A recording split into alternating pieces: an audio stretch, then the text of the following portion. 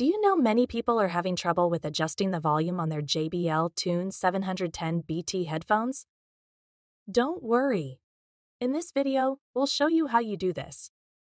Let's start. Step 1. Locate volume buttons. Locate the volume control buttons on the side or bottom of the ear cups. Step 2. Press volume buttons. Press the plus button to increase the volume and the minus button to decrease it. Step 3. Adjust volume level.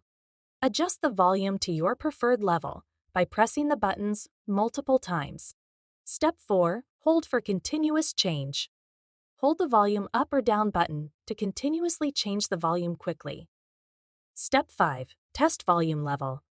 Test the volume level by playing audio on your device while adjusting. Step 6. Enjoy your audio.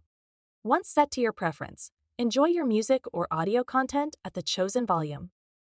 Now you should be able to adjust the volume on your JBL Tune 710 BT headphones with ease. Still need help? Visit our website for the complete manual. There you will also find questions and answers from other JBL users. Did you find this video helpful? By subscribing, you help us continue to answer users' questions. So, subscribe to our channel. Thanks for watching, and see you in the next video.